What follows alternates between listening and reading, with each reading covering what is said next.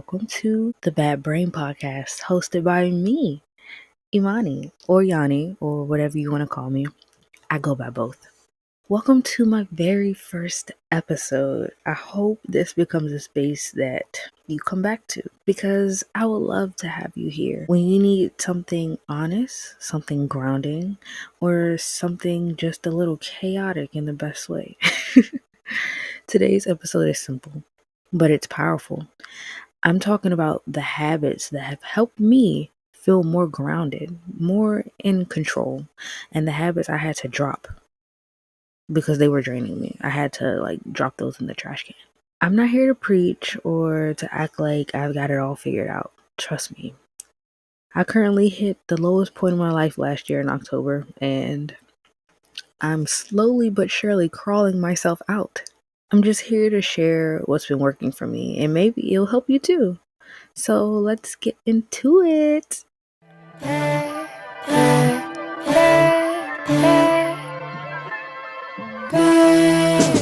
Habits that are changing my life one day at a time. The first one is morning pages. Y'all know, well, maybe y'all don't know, but I am an avid user of morning pages. If you don't know what morning pages is, morning pages are basically 3 pages of nonstop, unfiltered, stream of consciousness writing. No rules, no editing, just you, your thoughts, and a pen. And that's critical.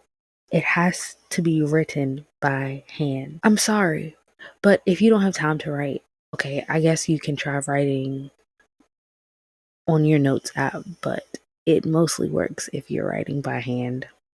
And that's been pretty hard for me lately because, I haven't physically written anything down on paper in a while. So physically writing has been a challenge, but I'm fighting through it like the soldier that I am. Anyway, it's like clearing your mental browser tabs first thing in the morning.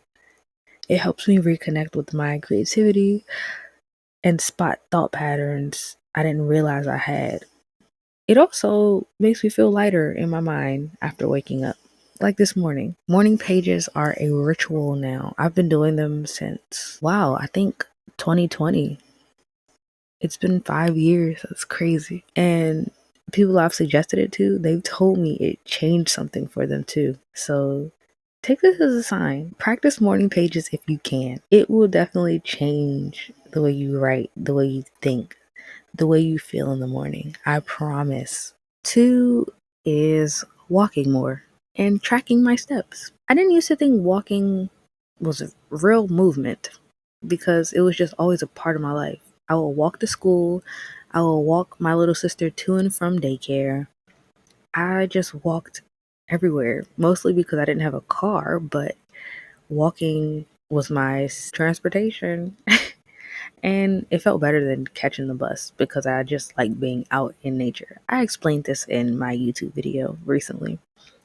Anyway, once I started tracking my steps, it just became different. I set a goal for 10,000 steps a day in January. I hit it my entire January. I missed one day and I fell off for a few months, but I hopped back up on that train and I have been hitting my goal every day. I hit it so often I raised it to 12,000 steps. And now I'm kind of flirting with the possibility of raising it to 15,000 steps. It's not about aesthetics. To me, it's not. It's about energy. It's about presence. It's about proof that I am showing up for myself. Some days, 12,000 steps feels better than going to the gym. And I've been showing up for myself so often that I am on a 65-day streak, which I'm so proud of. I feel like a freaking warrior. So yeah, go walk today if you can, because I know some people they can't get 10,000 steps a day. So maybe 6,000 steps a day could be your goal. But just try to move your body in some way because it makes all the difference. 3 is choosing whole foods more often. I'm not perfect and I'm not claiming to be perfect. I love a 24-ounce bag of mini Swedish fish. Oh my God, that's my Whew. I love energy drinks. I'm an Alani girly. I'm a Bloom girly. And I'm a former Celsius girl. They just had a recall, so anyway, I'm being intentional. I've been cooking more from scratch. Yes. Even making my son's pizza from scratch, dough and all. People laugh, but it gives me peace and control over what I eat, especially since I have culinary experience. Whole foods give me real energy. Energy drinks give me jitters, but I'm working on it. I'm trying to chill out on the energy drinks. What I'm trying to say is eat more whole foods. Don't eat out as much. For one, it's a waste of money. And for two, your body will literally thank you in the long run. You won't be 65 years old feeling sluggish and thinking, oh my God, I should have started eating healthy. I should have started moving my body. I should have cared more about myself in my 20s and 30s and 40s. If you do it now, it can become a habit and you'll thank yourself. Trust me. I know I'm saying that a lot. You don't even know me, but take my advice. I'm not telling you to trust me, but I'm telling you to take my advice. 4 is saying no. Saying no used to make me feel so guilty. Like I was a bad person. But here's the truth. And here's the truth that I still need to tell myself. Saying no doesn't make you a bad person. It means you're honoring yourself. My honor. My honor. I hope you enjoyed that little avatar nod there. Saying no to obligations, over explaining, people pleasing. It's hard, but it's so worth it. I'm planning a whole episode on this, so stay tuned. But as a reminder, say no. If you really want to say no, just say it. So just know you can be a good person with a kind heart and still say no. Because not all things are right for the soul. Just learn how to say no. 5 is similar to 1, but 5 is journaling my goals in real time. This one is different from morning pages. This is about writing down what I want intentionally. Even small goals, writing them makes them real. It makes me show up differently. When I write things down, I start believing, hey, maybe this is possible. And when I believe something is possible, I become unstoppable. That's the energy I want you to carry as well. So get a journal and write down your goals intentionally. Write down what you want every day. Whenever that hits you, write it down. Carry your journal along with you, alongside with you. Carry it with you everywhere. And when a goal or something inspirational hits, write it down. Now, let's get into the habits I had to drop into a trash can and light that trash can on fire. The first thing that I did, the first habit that I had to drop was escaping my environment instead of fixing it. Here's a short little story time. I used to drink heavy. I used to drink a lot. And every time I did get drunk, I had to leave my house because being in that environment felt too heavy. It felt like everywhere I went felt too heavy, especially when I drank. But now I've been sober for almost 3 months and sobriety has given me clarity. Now I'm learning to fix my space, even if it's just a cramped little basement in my dad's house. I'm learning to stay when things get hard and make my peace instead of chasing it. Because me leaving out to go somewhere else, it doesn't change the environment that I'm still in when I get back. So if I do feel heavy, if I feel like I need to escape, I just go for a walk now. I don't go anywhere specific. I just walk. Or I turn on music and I blast it and I clean up. That's how I am learning to cultivate my space into something calming for myself. 2 is checking social media first thing in the morning. I actually just wrote a morning pages about this morning. This was ruining my mornings because I freaking did that this morning. I'd wake up and immediately start scrolling, and that kills clarity. Now, except this morning, now I get up, I pick up my journal, and I start doing my morning pages. I sit with myself before giving the world a piece of me. Social media is basically everyone's highlight reel, and you don't need that energy first thing in the morning because that just leads to comparison. It leads to downing yourself, and then that affects your mood throughout the day. When you get up, don't go straight to your phone. Don't get on social media. Don't get on Instagram. Don't get on X, whatever. Don't get on TikTok. Don't even get on Pinterest because Pinterest is technically still social media. Do something for you. Go drink a glass of water. Go journal, stretch, take a 10-minute walk outside, make yourself some breakfast, brush your teeth, do a face mask. Just do something for yourself in the morning instead of hopping on social media. 3 is using ADHD as a crutch. I have ADHD.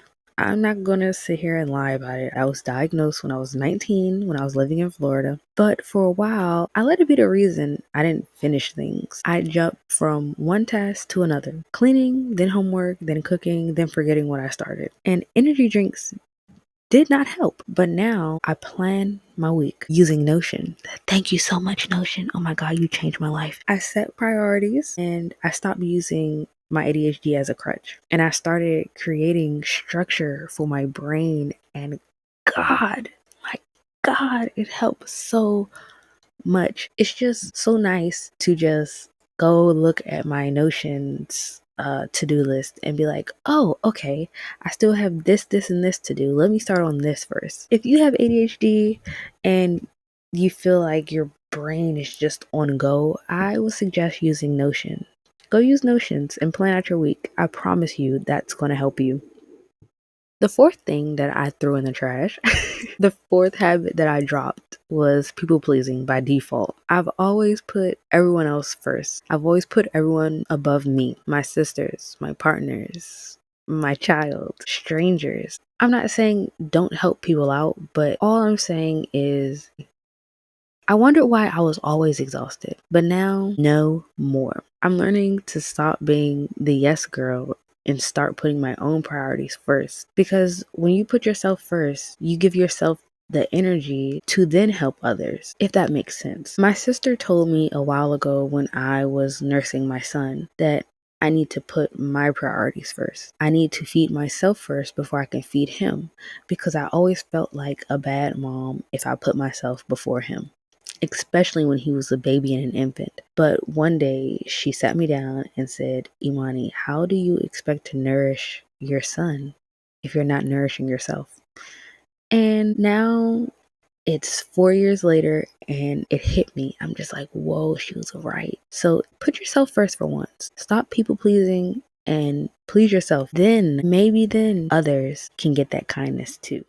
And last, but certainly not least, number 5, the habit I also had to drop, believing I had to earn rest. This one hit really deep for me. I used to think I needed to deserve rest, that I had to prove I'd done enough. Now I rest because I'm a human. I'm a freaking human being, not because I finished my to-do list. I rest because I deserve rest. Burnout does not mean success. Consistency does. Even 1% of effort counts because, like I said, we're human. We're not always going to feel our best every single day. That's crazy to ask. So if you're tired, rest. You've done enough. Trust me. Okay, let's wrap this up. The habits that change your life won't always be loud. They're quiet. I'm sorry if you can hear my stomach. I'm so hungry.